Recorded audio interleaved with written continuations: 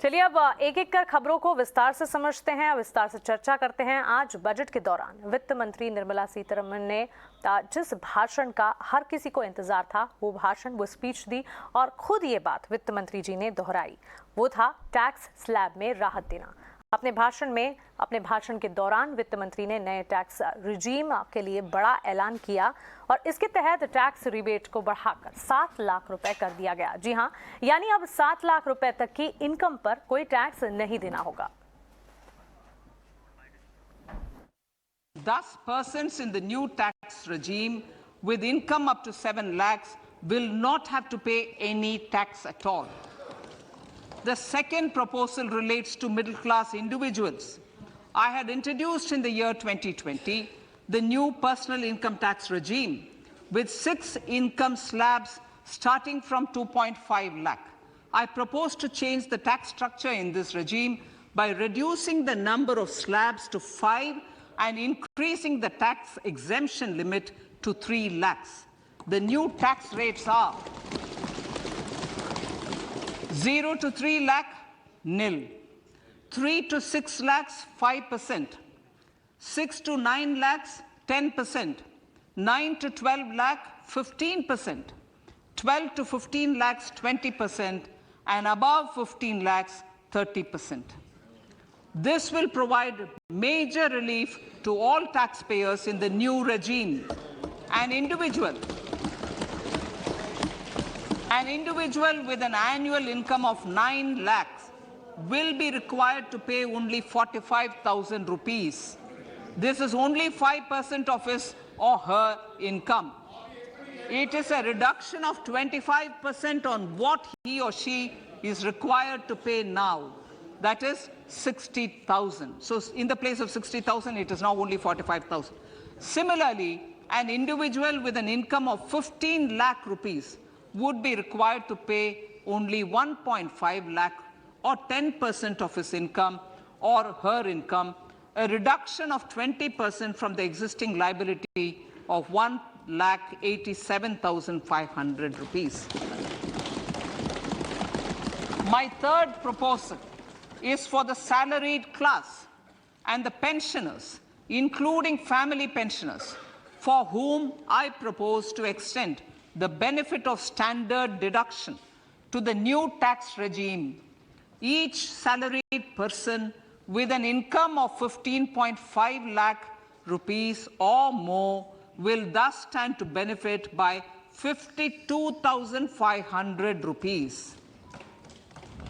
My fourth announcement in personal income tax is regarding the highest tax rate, which in our country is 42.74%. This is among the highest in the world.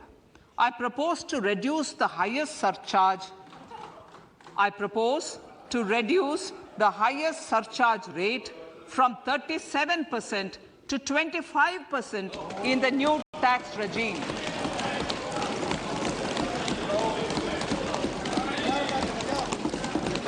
This would result in reduction of the maximum rate. This would result in the reduction of the maximum tax rate to 39%. Lastly, the limit of 3 lakh rupees for tax exemption on leave encashment on retirement of non-government salaried employees was last fixed in the year 2002, when the highest basic pay in the government was only 30,000 rupees per month. In line with the increase in the government salaries, I am proposing to increase this limit to 25 lakh rupees.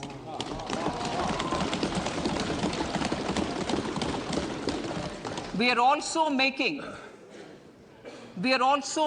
the new income tax regime as the default tax regime.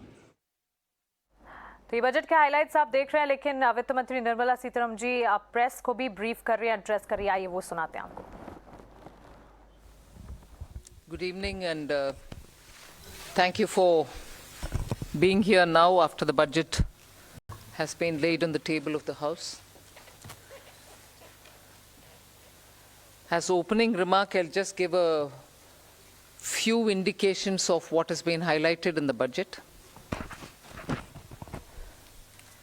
Broadly, I think the 4 emphasis points are on empowering women, giving a lot more attention to the SHG groups which are in the rural areas, trying to scale them up, give them the opportunity to brand and produce and also market their products in a far more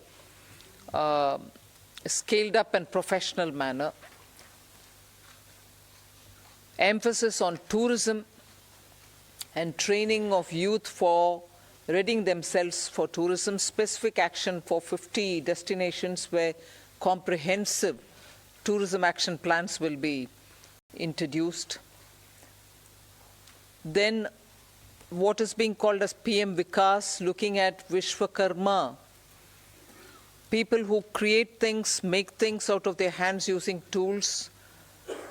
In some states they are called Vishwakarmas, in some other states some castes are referred to as Vishwakarma, but what we mean here is to cover all those artisans and craftspeople who do things with their hands using some tools, so not specifically only to some particular communities, but to all who create the soft power of India through their craftsmanship.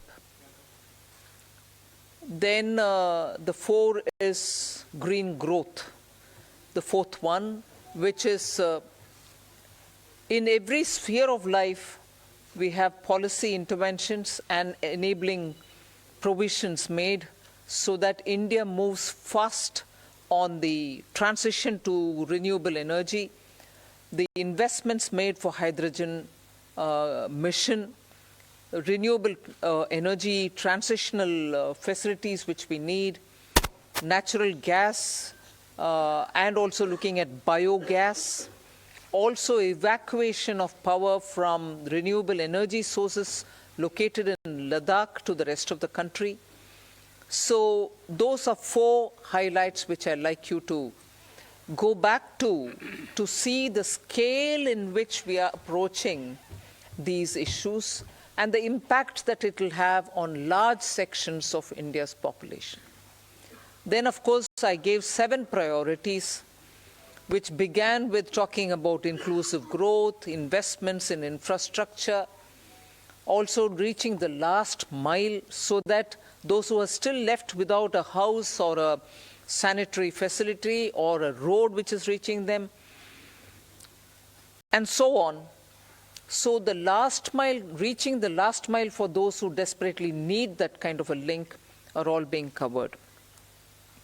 Then we are also looking at a very futuristic fintech financial sector for which we have brought in some specific ideas. We are looking at also improving the industrialization of this country where people will be trained for Industrial Revolution 4.0, which means they're going to be trained for AI, IoT, using Web3 in other words. So training manpower to ready themselves for industries which are rapidly becoming industrialized in the Web3 context. Then digital economy, unleashing the digital power of India in various walks of life, setting up an artificial intelligence research center, Center for Excellence. So all these are in Part A. There's a lot of increase in the agriculture credit availability, 20 lakhs being made available for agriculture credit. Also a sub-scheme under the PM Matsya Sampada Yojana, making sure that people living in the coastal areas are going to benefit from it, fishermen are going to benefit from it. Now, if largely the Part A has looked at these, Part B has aimed at rationalizing the customs duties, also making sure personal income tax, after a very long time, has had substantial changes which will benefit the middle class.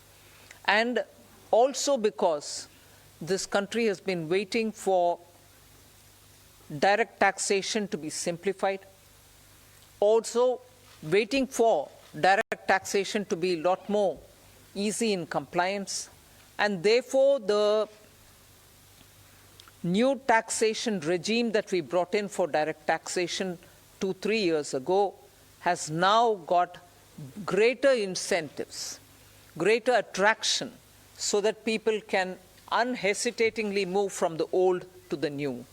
Of course, we are not compelling anybody. Those who want to remain in old can still remain there for enough justifications that they can have.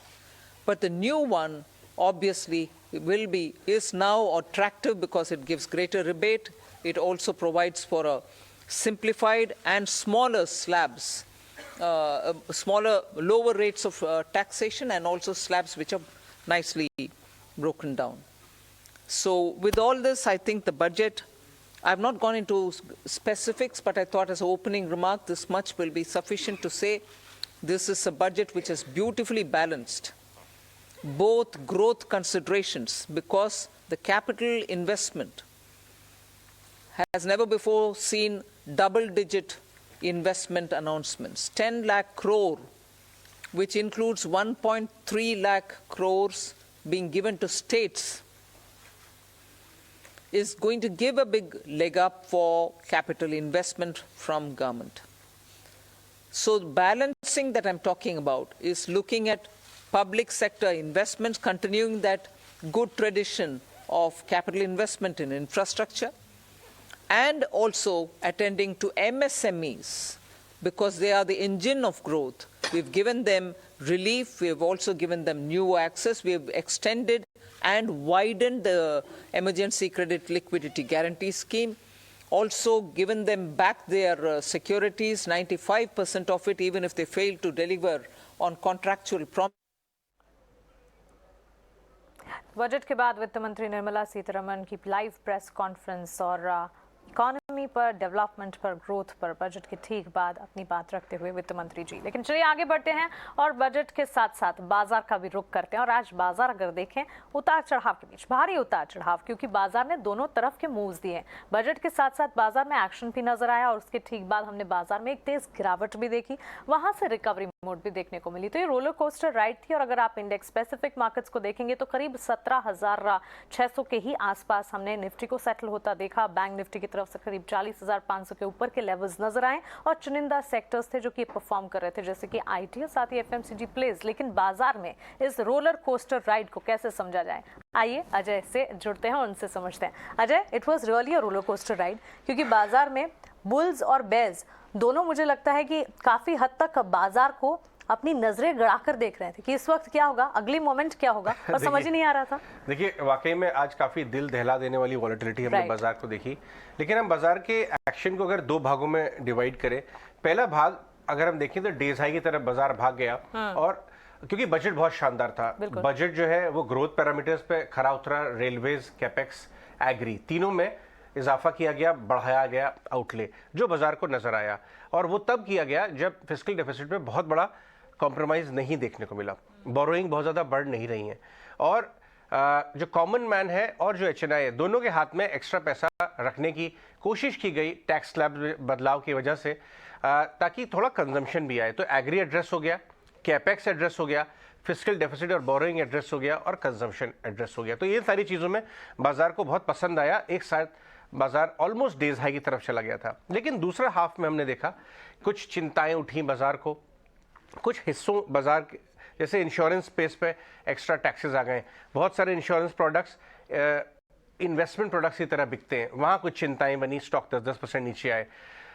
कुछ capital gains, long term capital gain को नहीं, कोई छेड़छाड़ नहीं, कोई बदलाव नहीं आया, बाजार को राहत मिली। लेकिन जो हाउसिंग में जो कैपिटल गेंस आते हैं प्रॉपर्टी टैक्सेस में, उसमें एक लेवल के ऊपर टैक्सेशन आ गया, उससे बाजार को थोड़ी सी चिंता हुई।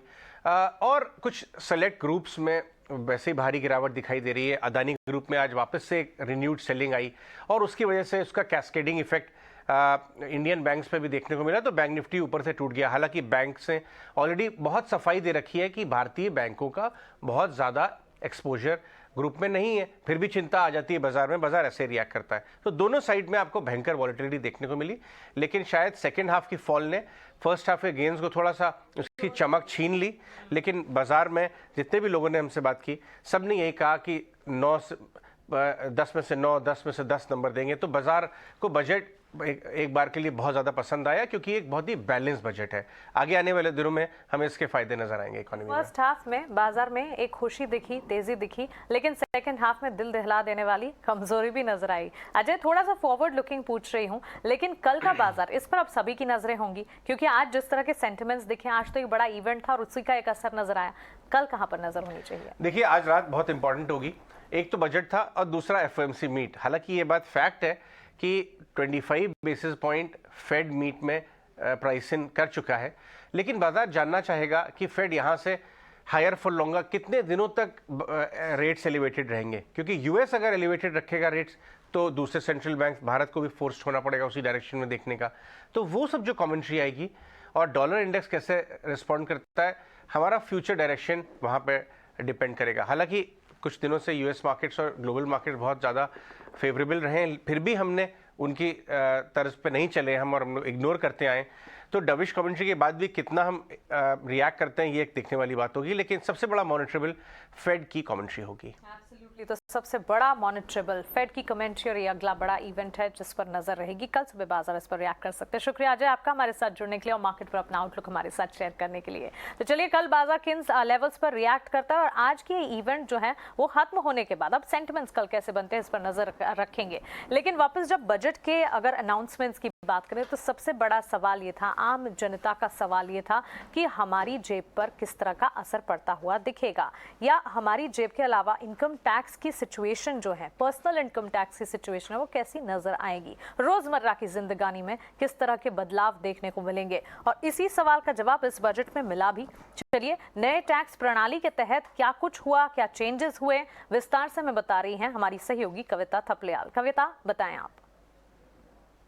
जी बिल्कुल, बात करते हैं यहाँ पर आम टैक्स पेयर की, और जिसको बहुत सारी राहतों और रियायतों की उम्मीद थी, और ये सारी जो राहतें हैं आपको मिली हैं नई टैक्स व्यवस्था के तहत। अब जैसे कि हम सब जानते थे कि सरकार की मंशा थी कि जितना जल्दी हो सके लोगों को नए टैक्स रेजीम यानी नई टैक्स व्यवस्था में ऑनबोर्ड किया जाए, और इसी बात को आगे बढ़ाते हुए इसको और अट्रैक्टिव बनाने की कोशिश की गई है। तो सबसे पहले मैं आपको बता दूं कि टैक्स रिबेट जो आपको 87A के तहत मिलता है, उसकी सीमा नए टैक्स सिस्टम में 7 लाख रुपए अब बढ़ा दी गई है। इसके बाद मैं टैक्स स्लैब पर आती हूँ, जिनको और अट्रैक्टिव बनाने की कोशिश की गई है। तो नए टैक्स स्लैब्स के मुताबिक 3 लाख तक तो आपको कोई टैक्स नहीं देना है। 3 से 6 लाख अगर आपकी आय है तो आपको लगभग 5% का टैक्स लगेगा। 6 से 9 लाख 10% टैक्स देंगे, 9 से 12 लाख 15% टैक्स देंगे, 12 लाख से 15 लाख देंगे 20% का टैक्स, और 15 लाख से ज़्यादा जिनकी आय है वो देंगे आपको 30% का टैक्स। तो ये टैक्स स्लैब्स में बदलाव करके इसको और आकर्षक बनाने की कोशिश की है। लेकिन इतना ही नहीं,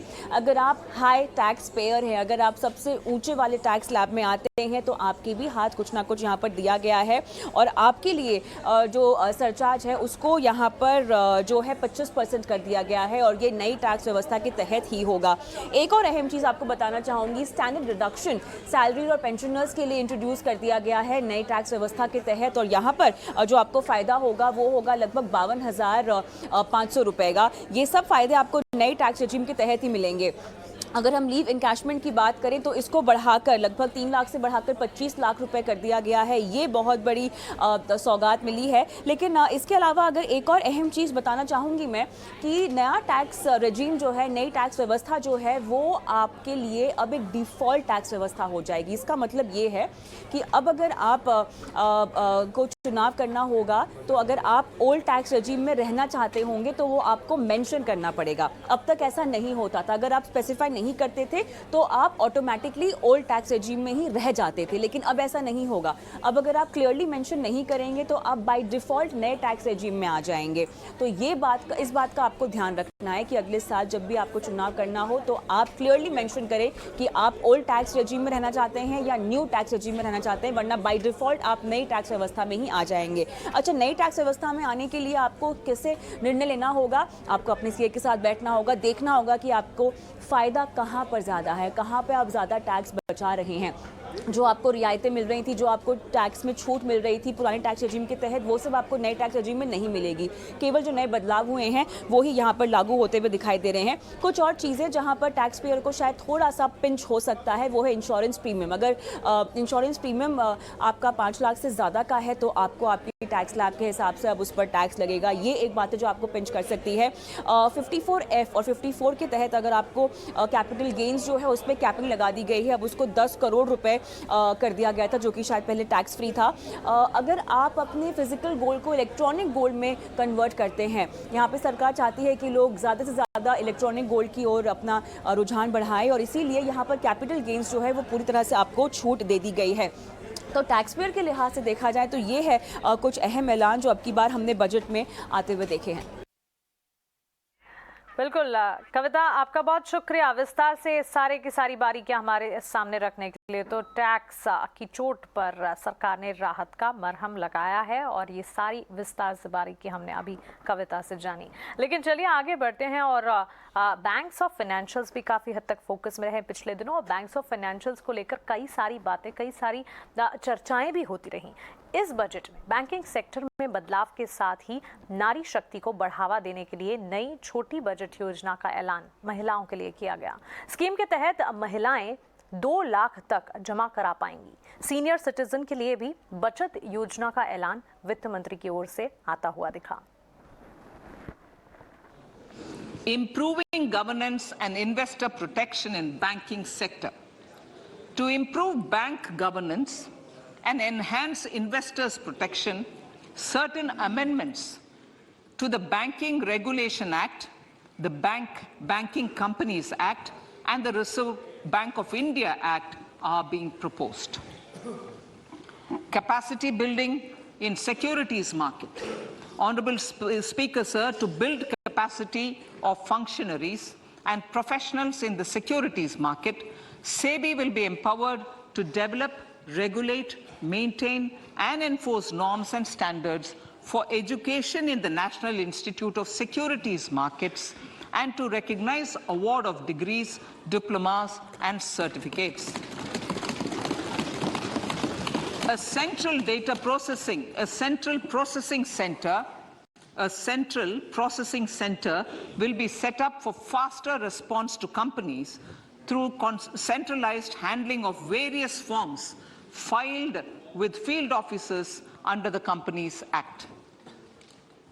Reclaiming of shares and dividends. For investors to reclaim unclaimed shares and unpaid dividends from the Investor Education and Protection Fund Authority with ease, from the Investor Education and Protection Fund Authority with ease, an integrated IT portal will be established. आत्मनिर्भर भारत और आत्मनिर्भर महिलाएं budget में कई सारे अहम ऐलान होते हुए दिखे और उनमें एक ऐलान ये भी रहा। छोटे से ब्रेक के लिए यहाँ पर हम रुक रहे हैं, लेकिन ब्रेक के उस पार और भी खबरें हैं ढेर सारी बजट से जुड़ी जो कि आपके लिए जानना जरूरी है। आप बने रहें।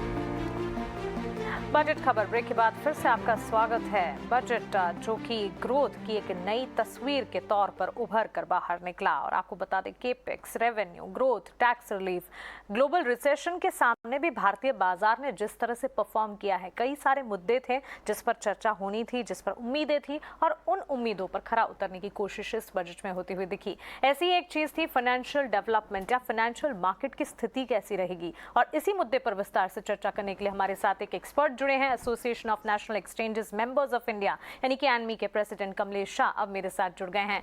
कमलेश जी, बहुत स्वागत है आपका 18 हाउस स्वदेश पर अपना समय देने के लिए आपका शुक्रिया। काफी ग्रोथ ओरिएंटेड बजट रहा, उम्मीदें जैसी थी, हर सेक्टर की तरफ से जो उम्मीदें थी उन उम्मीदों पर खरा उतरने की कोशिश तो रही सरकार की तरफ से। लेकिन कमलेश ये बताएं कि इस बजट से फाइनेंशियल मार्केट पर किस तरह का असर पड़ता दिखेगा? फाइनेंशियल मार्केट के लिहाज से ये बजट आपको कैसा दिखा? बिल्कुल सही है। धन्यवाद हमें मौका देने के लिए। ऑनरेबल फाइनेंस मिनिस्टर ने फिर एक बार ग्रोथ ओरिएंटेड बजट पेश किया है। बजट सभी पैमानों पर खरा उतरा है। सप्तऋषि या 7 प्रायोरिटी एक विजनरी सोच है जो हमें अमृत का ले जाएगी। मोमेंटम बना हुआ है। इकोनॉमी को गति शक्ति देने के लिए technology, education, skill development, women empowerment, green energy और टूरिज्म पर पूरा फोकस दिया गया है। यह बजट एक कंटिन्यूटी वाला बजट है और इसमें हमें स्टेबल टैक्स रिजिम प्रदान किया है। ईज ऑफ डूइंग बिजनेस में भी ये काफी मददगार साबित होगा। बजट का साइज भी बड़ा है और फिजिकल डेफिसिट भी 5.9% पर नियंत्रित की गई है। कैपेक्स 10 लाख करोड़ से भी ज्यादा है, जो कि एक बहुत ही अच्छा कदम है जो हमें एम्प्लॉयमेंट जनरेट करने में मदद करेगा। मिडिल क्लास के लिए भी ये बहुत ही अच्छा बजट है, जिससे कि उनकी डिस्पोजेबल इनकम बढ़ेगी और ये कंजम्पशन को बढ़ावा देगा और ये ग्रोथ की तरफ हमें ले जाएगा। फॉर शेयर मार्केट बहुत ही ये अच्छा बजट है।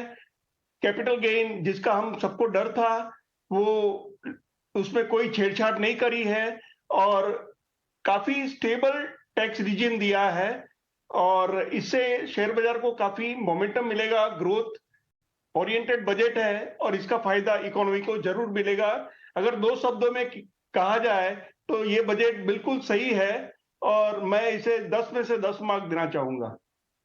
रेटिंग यहाँ पर 10 में से 10 बजट को कमलेश की तरफ से आती हुई। लेकिन कमलेश, एक सवाल long term capital gain tax को लेकर भी था, short term capital gain tax को लेकर भी चर्चाएं होती रही और यही बात थी कि अगर टिंकरिंग नहीं होगी तो भी बाजार पर इसका एक असर पड़ता हुआ दिखेगा और ऐसा ही कुछ होता दिखा भी।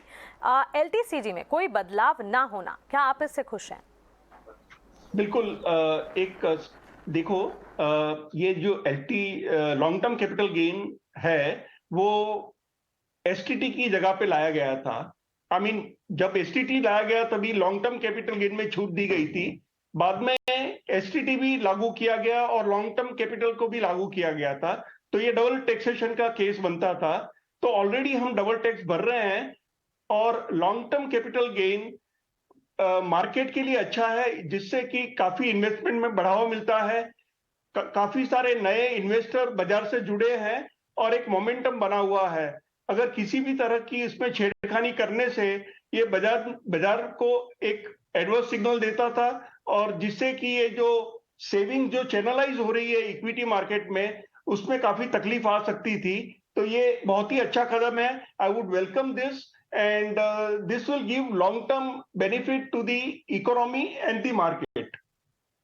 बिल्कुल कमलेश जी, आपका बहुत शुक्रिया हमारे साथ जुड़ने के लिए और बजट के बाद अपनी एनालिसिस हमारे साथ शेयर करने के लिए। चलिए आगे बढ़ते हैं और 2 और दिग्गज हमारे साथ जुड़ गए हैं और साथ ही बजट की ही अगर बात करें तो बजट ने हर क्षेत्र पर फोकस किया, चाहे फिर वो कमोडिटी मार्केट्स हो, गोल्ड हो, ज्वेलरी सेक्टर हो या फिर एग्री क्षेत्र हो। और ये सारे के सारे सेक्टर से जुड़े जो ऐलान आए उन पर चर्चा करने के लिए एक कर हमारे साथ हमारे एक्सपर्ट्स भी जुड़े हैं। हमारे साथ 2 और मेहमान जुड़ गए हैं। विपुल शाह जो कि James and jewellery export promotion council के चेयरमैन हैं और मेरे साथ नरेंद्र वाधवा जी भी जुड़ गए हैं जो कि commodity participants association of India के साथ जुड़े हुए हैं, उनके प्रेसिडेंट हैं। आप दोनों का ही बहुत स्वागत है ईटीनाउ स्वदेश पर। विपुल जी, नरेंद्र जी, अपना समय देने के लिए शुक्रिया।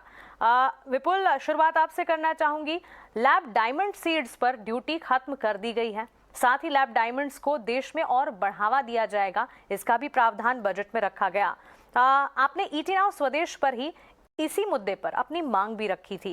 क्या बजट के ऐलानों से लैब डायमंड मार्केट जो है उसे आगे चलकर और बढ़ावा मिलेगा? आपकी राय क्या है? यस, ये बिल्कुल मिलेगा। सबसे पहले तो हम लोग हमारी इंडस्ट्री की तरफ से फाइनेंस मिनिस्ट्री की शुक्रगुजार है कि ये बहुत ही अच्छा स्टेप लिया हुआ है और सही जगह पे ये स्टेप लिया है, क्योंकि ये क्षेत्र जैसे मैंने बताया था कि अभी फिलहाल हम लोग जैसे कि हम लोग ग्रोइंग के लिए हम लोग जो है सेमी रिएक्टर्स मशीन सब हमको यहाँ पे मशीन्स के कंपोनेंट्स इधर इंपोर्ट करने पड़ रहे हैं और वो जो उसके लिए सरकार ने अभी अभी जैसे सुनाया बजट में कि वो आईआईटी को वो एक आईआईटी के साथ आरएनडी के साथ रिसर्च करके उसमें अच्छा खासा 5 साल का ग्रांट देगी, तो इससे ये छात्र को बहुत ही बढ़ावा मिलेगा। नई टेक्नोलॉजी, नई इनोवेशन की कॉस्टिंग नीचे आएगी, तो हम लोग के जो मध्यम वर्ग के जो लोग हैं वो इसका लाभ ले सकेंगे। इससे क्या होगा कि इंडिया जैसे हमारे ज्वेलरी क्षेत्र, डायमंड क्षेत्र में, नेचुरल डायमंड क्षेत्र में जैसे नंबर 1 पे रहा है, तो इसी तरह लैब ग्रोन में ग्रोइंग यहाँ पे होगा और यहाँ से उसका ज्वेलरी का भी मार्केट, फिनिश ज्वेलरी के करके लैब ग्रोन का फिनिश ज्वेलरी का भी हम लोग ये पहला स्थान पे हमारा बाजार रहेगा। तो इसमें एबॉलिश ड्यूटी का भी जो उन्होंने जिक्र किया है, जो सीड है, जो लैब ग्रोन के लिए जो उपयोग होता है, जो ग्रोइंग में काम आता है, तो उन्होंने ये भी ड्यूटी जीरो करके ये बहुत ही वेलकमिंग स्टेप है और बहुत सही जगह है। तो इस तरह से ये छात्र को बहुत अच्छा बढ़ावा मिलेगा, अच्छा खासा एम्प्लॉयमेंट जुड़ेगा और करीबन अभी 1.6 बिलियन जितना जो लैब ग्रोन का एक्सपोर्ट है, उम्मीद है कि 3-4 साल के अंदर या 4 से 5 बिलियन डॉलर की तरफ जाएगा। एक और सवाल के लिए मैं आपकी तरफ वापस आऊंगी, लेकिन नरेंद्र भी हैं हमारे साथ। नरेंद्र, एग्री क्षेत्र, ग्रामीण भारत के विकास पर भी सरकार का बड़ा फोकस है और इस वक्त आज का बजट अगर देखें तो एग्री सेक्टर के लिए भी ये बजट काफी बढ़िया साबित होता दिखा। एग्री कमोडिटी मार्केट को इस बजट के बाद कितना फायदा मिलता दिखेगा? देखिए, हमारी जो डिमांड पहले रही थी उसमें एक तो हमारा सीटीटी का पॉइंट था, दूसरा हम ये चाह रहे थे कि इंफ्रास्ट्रक्चर, एग्री इंफ्रास्ट्रक्चर, इसके अंदर बहुत हमारे को कैपेक्स की जरूरत है, इसके अंदर हमारे को और इन्वेस्टमेंट की जरूरत है। देखिए, हमारे यहाँ पर डबलिंग ऑफ फार्मर्स इनकम और उसकी बात होती रही है और हमारा जो फार्मर है वो पोस्ट हार्वेस्ट उसके चैलेंजेस रहते हैं क्योंकि वहां पर साइलोज नहीं है, मंडीज में वेयर हाउसिंग नहीं है, तो इन सब के लिए एक बहुत बड़े इंफ्रास्ट्रक्चर की जरूरत और फंडिंग की जरूरत थी। तो इस बजट ने उसका काम काफी उसके अंदर एलोकेशन करी है। और एक और चीज इसके अंदर लाई है कि एग्रीकल्चर एक्सेलरेटर फंड बोला है, जिसके अंदर फार्मर्स को रूरल एरिया के अंदर जो ऑफटेक है क्रेडिट की उसको बढ़ावा मिलेगा और इंफॉर्मेटिव सोल्यूशन मिलेंगे फार्मर्स को, क्योंकि डिजिटल इंडिया से हमने देखा है कि रीच जो है बहुत ज्यादा बढ़ती है और हमारे यहाँ स्मार्ट यूजर बहुत हैं, तो इसका बहुत फायदा होने वाला है। कमलेश जी ने पहले बोला था कि इंफ्रास्ट्रक्चर के ऊपर जोर है, तो 33% जो है कैपिटल आउटले के अंदर जो कि 10 लाख करोड़ का हो गया है, इससे मार्केट्स में बहुत ज्यादा फायदा होने वाला है, एम्प्लॉयमेंट बढ़ेगी और लोगों के हाथ में इनकम ज्यादा आएगी रूरल एरिया के अंदर, जिससे डिमांड क्रिएट होगी। तो ओवरऑल मैं भी यही बोलूंगा कि ये बजट जो है रूरल इकोनॉमी, एग्रीकल्चर इकोनॉमी के लिए बहुत अच्छा है और एलोकेशन बहुत करी है। और personal level, personal income tax और जो ये वाली ट्विकिंग करी है, stability in the tax regime रखी है, तो ये भी एक बहुत अच्छा कदम है, मैं कहूँगा, कैपिटल मार्केट के लिए और कमोडिटीज मार्केट के लिए, कमोडिटी मार्केट्स के लिए अच्छा कदम। लेकिन विपुल, जहां हम डिमांड की अगर बात करें, डिमांड भी एक बड़ी कंसर्न और डिमांड को लेकर भी कई सारी बातचीत, कई सारी अहम मुद्दे उठते रहे हैं। और ज्वेलरी पर जो इंपोर्ट ड्यूटी बढ़ोतरी की बात चली है, इंपोर्ट ड्यूटी बढ़ोतरी की जो ताज़ा खबरें आती हुई देखने को मिली है, जो ताज़ा डेवलपमेंट्स हैं, क्या आपको लगता है इससे डिमांड पर असर होगा? हाँ, डिमांड पे हम लोग ने मतलब ड्यूटी के अंदर गवर्नमेंट को ये सिफारिश की थी कि ये ड्यूटी 4% पे आ जानी चाहिए। हम लोग के एक्सपोर्टर्स के बहुत अच्छा खासा वर्किंग कैपिटल भी उसमें रुक जाता है और ये बढ़ावा देता है इलीगल एक्टिविटीज को, जो हम लोग ऑर्गेनाइज सेक्टर की तरफ जा रहे हैं। तो हम लोग की ये डिमांड तो रहेगी। हम लोग फिर से कोशिश करेंगे गवर्नमेंट को कि हम हालांकि गवर्नमेंट का भी कुछ करंट अकाउंट डेफिसिट को लेके ये इशू है, इसलिए जो मतलब जल्दी कन्विंस नहीं हो रहे, लेकिन अगर ये ड्यूटी कम हो जाती है तो इट इज मतलब एक्सपोर्ट्स के लिए भी अच्छा खासा बढ़ावा मिल सकता है। नरेंद्र जी, आपसे एक चीज जानना चाहूंगी, कॉटन कॉन्ट्रैक्ट 13 फरवरी से एमसीएक्स पर शुरू हो रहे हैं और सरकार का भी कॉटन उत्पादकता को बढ़ाने का एक लक्ष्य है और इस पर खास तौर से फोकस है। क्या लग रहा है, कॉटन कॉन्ट्रैक्ट्स आगे और रिवैम्प होते हुए दिखेंगे? देखिए, गवर्नमेंट ने जब वॉलेटिलिटी आई थी तो नई पीएसी बनाई थी, जिसे प्रोडक्ट एडवाइजरी कमेटी, मैं भी उसका एक मेंबर था। तो उन्होंने कल रिकमेंडेशन करी और उसके बाद एमसीएक्स ने नए कॉन्ट्रैक्ट की स्पेसिफिकेशन दी है तो मेरे को लगता है जो फर्स्ट लेवल रेगुलेटर है, एमसीएक्स है या एक्सचेंजेस होती हैं, तो वो इसको वॉलेटिलिटी को मॉनिटर करेंगी अपनी वाइड लिमिट से और मार्जिन के थ्रू। और इसकी बहुत जरूरत थी, क्योंकि ये मार्केट्स जो बनी थी ये इसी टाइम के लिए बनी थी कि जब प्राइसेस के अंदर बहुत वॉलेटिलिटी आएगी तो तब लोग अपने आप को हेज कर पाए। तो मिलर इसके अंदर हेज नहीं कर पा रहे थे 1 साल से, तो ये बहुत अच्छा कदम है। सबने इकट्ठा मिलके बैठ के कॉन्ट्रैक्ट की स्पेसिफिकेशन को बनाया है। और इसके अंदर जो चेंजेस आएंगे, एक और चीज हुई है कि स्टैंडिंग कमेटी है पीएसी, इसमें ये डिसाइड हुआ कि एक बार हम लॉन्च करते हैं इस कॉन्ट्रैक्ट को और आगे कुछ चेंज करने की अगर जरूरत होगी तो हम फिर दोबारा सेबी के पास जाएंगे और नए कॉन्ट्रैक्ट में अगर कोई चेंजेस की जरूरत होगी तो हम दोबारा इसको देखेंगे। हर महीने एक हमने तय करा है कि हम मिलते रहेंगे पीएससी के मेंबर जो कॉटन के ऊपर बने हैं, और बहुत अच्छा वेलकम मूव है हमारे को। बाकी कॉन्ट्रैक्ट जो हमारी मार्केट से बाहर गए हैं, हमारे को उनको भी वापसी लाने की जरूरत है। ये हमारी एक डिमांड भी रही थी बजट के अंदर, चाहे वो बजट का टॉपिक नहीं था, लेकिन हमने ये कहा था कि हम ये जो 5 ट्रिलियन इकोनॉमी या 7.5 ट्रिलियन इकोनॉमी की बात कर रहे हैं, तो ये एक कमोडिटी स्फीयर से इसका 40% शेयर रहने वाला है। तो हमारे यहाँ का जो प्रोड्यूसर है, हमारे यहाँ का जो वैल्यू चेन का पार्टिसिपेंट है, उसको हेजिंग का बिल्कुल अवेलेबल कराना चाहिए अपना एक्सचेंज के जरिए से, क्योंकि ये जो ट्रेडिंग वाला और हेजिंग वाला पार्ट है ये इंडिया से बाहर जा रहा था, दूसरी मार्केट्स में जा रहा था। तो हमारे को जैसे कॉटन में हमने चेंज कराया है, नया कॉन्ट्रैक्ट लाए हैं, तो मेरे को उम्मीद है हम आगे कोशिश करके गवर्नमेंट के साथ मिलकर ये बाकी जितने कॉन्ट्रैक्ट विड्रॉ हुए थे इनको भी वापसी ला पाएंगे। काफी जरूरत और जरूरी था इन मुद्दों पर विस्तार से मंथन करने का, और हमारे साथ आप जुड़े और अपना समय आपने दिया, इसके लिए विपुल जी, नरेंद्र जी, आपका बहुत शुक्रिया। चलिए यहाँ से आगे बढ़ते हैं। और बजट में केपेक्स एक बड़ी थीम था, केपेक्स को लेकर बातचीत भी चली और कई सारे सेक्टर्स, लगातार बजट में इन सेक्टर्स पर केपेक्स में बढ़ोतरी के लिए भी कई सारे ऐलानों की उम्मीदें थी जो कि नजर भी आए। केपेक्स में 33% बढ़ोतरी एक बड़ा कदम रहा। केपेक्स में नई नौकरी, इंफ्रास्ट्रक्चर को बढ़ावा देने की बात भी चली और ग्रीन एनर्जी पर सरकार का कदम भी काफी हद तक पॉजिटिव नजर आया। ऐसी ही कुछ बातचीत संजीव बजाज ने भी कही। बजट को सीआईआई प्रेसिडेंट संजीव बजाज ने काफी हद तक एक संतुलित बजट बताया। आइए सुनते हैं। तो हमारे साथ बजट का विश्लेषण करने के लिए सीआईआई प्रेसिडेंट संजीव बजाज जुड़ चुके हैं। Sanjeev ji, thank you so much ET Now Swadesh को समय देने के लिए। व्यू जानना चाहेंगे, अभी आपने बजट का पूरा स्पीच सुना, ओवरऑल बजट कैसा लगा, क्या कुछ अनाउंसमेंट थे इस बार जो आपको अच्छे लगे? पूजा, ओवरऑल बजट जो रही है, it is been a very balanced budget जो ग्रोथ पे फोकस कर रही है while keeping fiscal prudence in mind.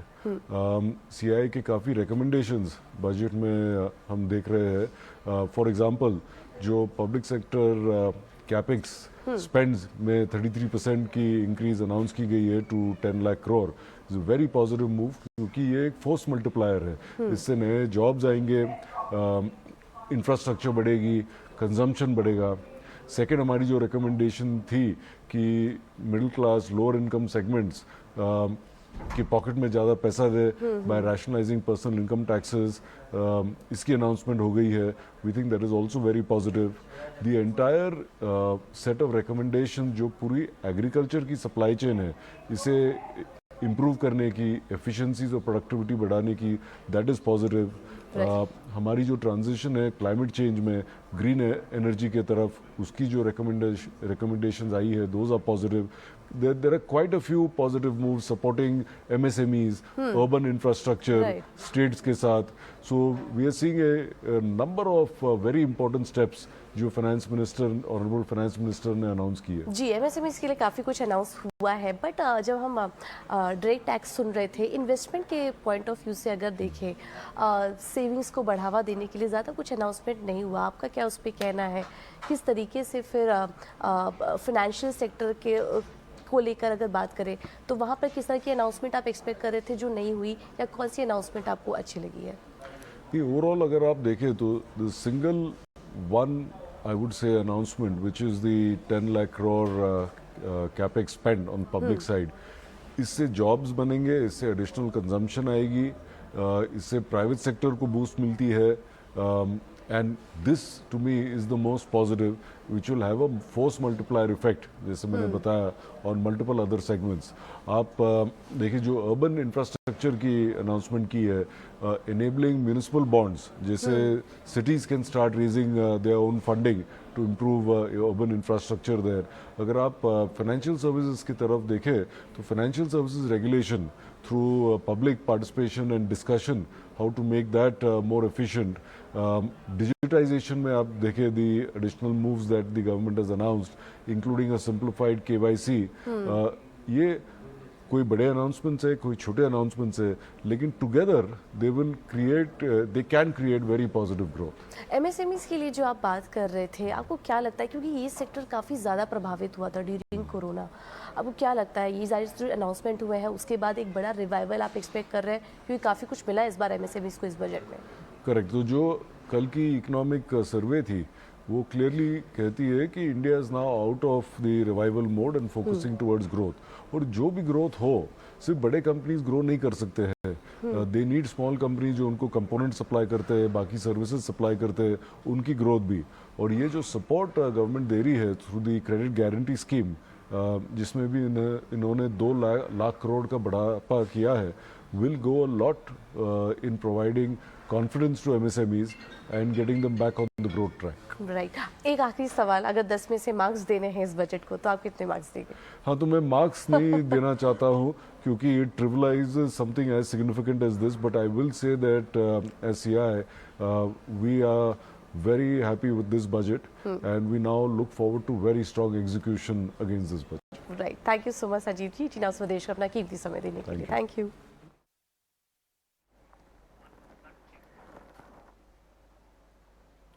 और बजट का बाजार पर पॉजिटिव असर देखने को मिला। हर लिहाज से सेक्टर स्पेसिफिक बजट नजर आया और साथ ही अगर बाजार को और बारीकी से समझे तो मिड कैप और स्मॉल कैप पर भी फोकस करना चाहिए। आइए एक बार समझते हैं कि राधिका गुप्ता, जो कि एडलवाइस एएमसी की एमडी और सीईओ, जब हमारे साथ जुड़ी, उनका क्या कहना था।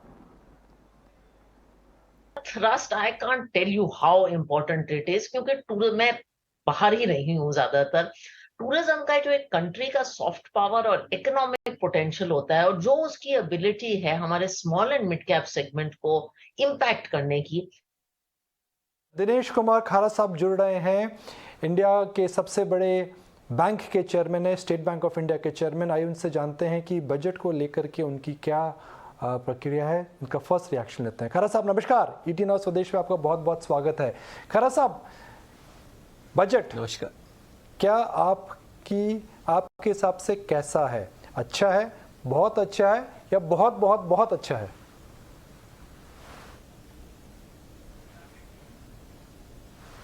मैं तो ये कहूँगा कि बजट जो है बहुत अच्छा है, बहुत ही अच्छा है।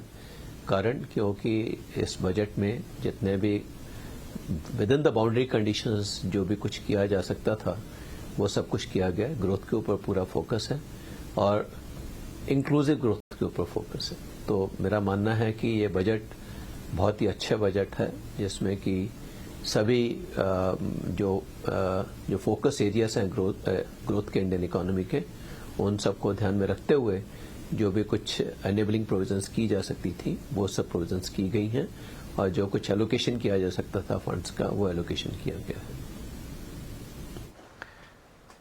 खरा साहब, बैंकिंग सेक्टर के लिए ऐसा कुछ खास नहीं आया है, हालांकि फोकस कैपिटल एक्सपेंडिचर पर है, फोकस है भाई टैक्स पेयर के हाथ में ज़्यादा पैसा मिले, मगर बैंकिंग सेक्टर के लिए पर से ऐसी कोई स्पेसिफिक बजट के अंदर घोषणा नहीं हुई है।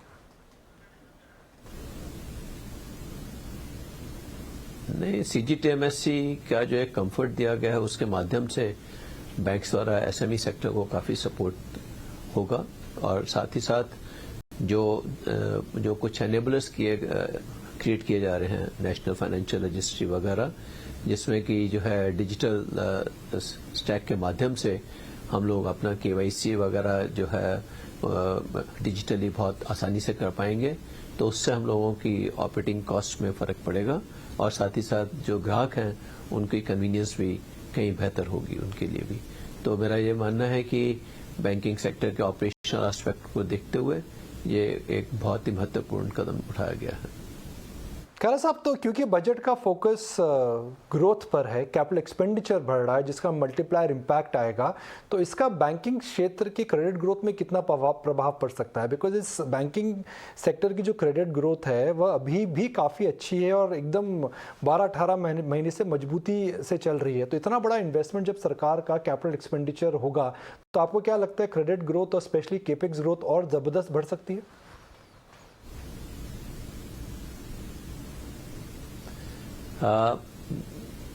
बिल्कुल ऐसा ही होने की आशा है। और जब 10 लाख करोड़ की बात की जा रही है कि जो है कैपेक्स एक्सपेंडिचर होगा, उसके चलते हुए सारे कोर सेक्टर में भी जो है काफ़ी अच्छी ग्रोथ की अपॉर्चुनिटीज आएंगी और वो जो है eventually it will show up in the consumer demand also. और जैसा कि आपने देखा है कि इवन टैक्स में भी जो रिलीफ दिया गया है उससे भी कंज्यूमर डिमांड इम्प्रूव होगा। तो इन सबके चलते क्रेडिट ग्रोथ जो अभी तक हमने देखा है, आशा करते हैं कि आने वाले दिनों में शायद क्रेडिट ग्रोथ इससे बेहतर ही होगा। आने वाले 3 साल में क्या क्रेडिट ग्रोथ पिछले 3 साल से ज्यादा रह सकती है?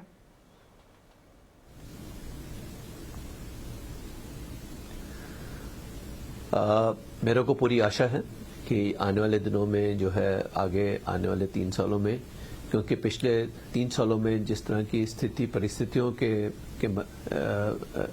से बैंकिंग सेक्टर गुजरा है या पूरी इकोनॉमीज, ग्लोबल इकोनॉमीज गुजरी हैं, उसके मुकाबले में आने वाले दिनों में मैं आशा करता हूं कि स्थिति काफ़ी अच्छी होगी ग्लोबल इकोनॉमीज की भी, और भारतवर्ष के में बहुत अच्छी स्ट्रांग डिमांड रहेगी। और उसके चलते हमें पूरी आशा है कि क्रेडिट ग्रोथ बड़ा सस्टेनेबल और स्टेबल और क्वालिटी वाइज भी अच्छा क्रेडिट ग्रोथ होने की आशा करते हैं। अब हम 10 लाख करोड़ की बात कर रहे हैं कैपिटल एक्सपेंडिचर की, 2.5 लाख करोड़ ज़्यादा। 2.5 लाख करोड़ एक इंडियन इकोनॉमी के लिए काफ़ी बड़ा नंबर है, क्योंकि हम अभी भी $3 ट्रिलियन की इकोनॉमी नहीं है। तो आपको नहीं लगता है कि इकोनॉमी इतना बड़ा क्रेडिट, इतना बड़ा एक्सपेंडिचर का जो नंबर है वो अब्जॉर्व करने की क्षमता नहीं है और इन्फ्लेशन वापस आ जाएगी?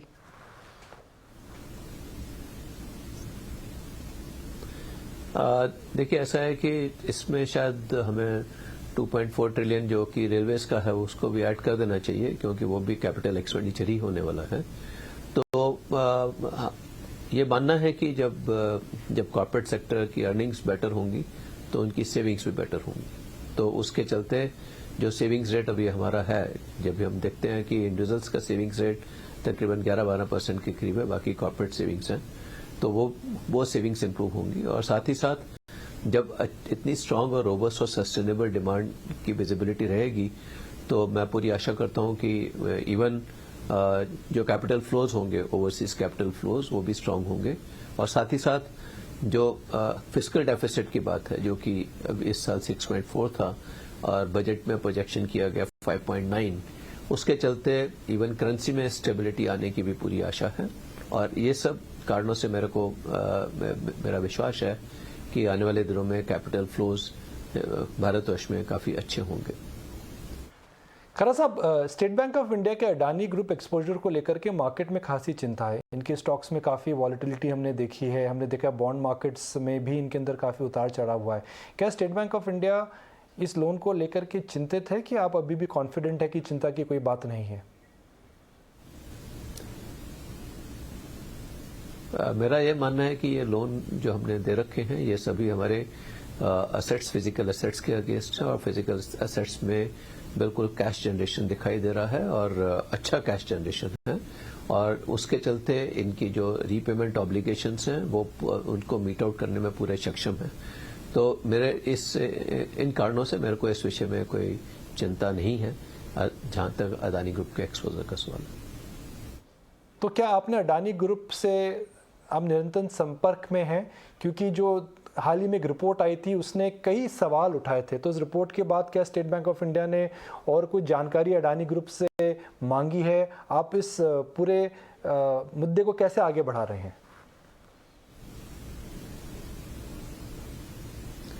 नहीं, इस विषय पर चूंकि जो उसमें इश्यूज हैं वो बैंक बोरोइंग रिलेटेड जितने इश्यूज थे वो हमने इंटरनली एग्जामिन कर लिए हैं और हमें उसमें कोई कंसर्न नहीं दिखाई दे रहा। इसके अलावा हम और कोई उनसे संपर्क में नहीं है इस विषय में, इस पर्टिकुलर रिपोर्ट के विषय में फिलहाल।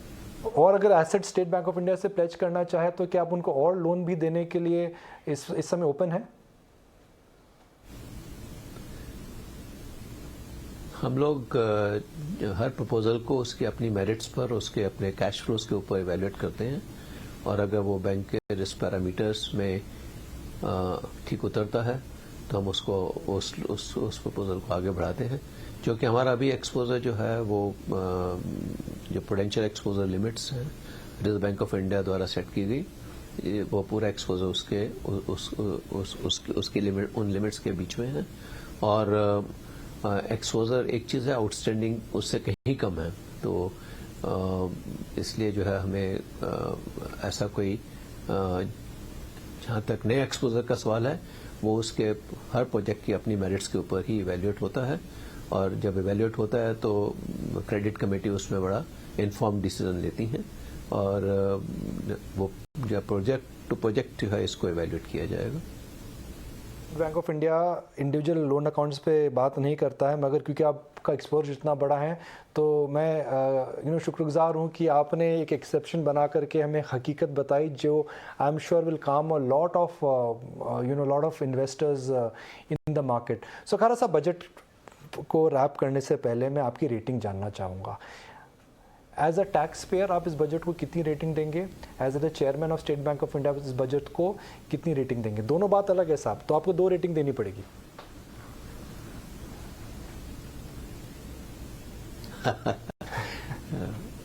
मेरा मानना है कि टैक्स पेयर और as a chairman State Bank of India में दोनों ही अपनी कैपेसिटीज में इस बजट को 10.5 का रेटिंग देना चाहूँगा। खारा साहब, बहुत बहुत शुक्रिया, थैंक यू वेरी मच। आपने समय निकाला 18 स्वदेश से, आज आप जुड़े इसके लिए बहुत बहुत धन्यवाद। नमस्कार and thank you very much.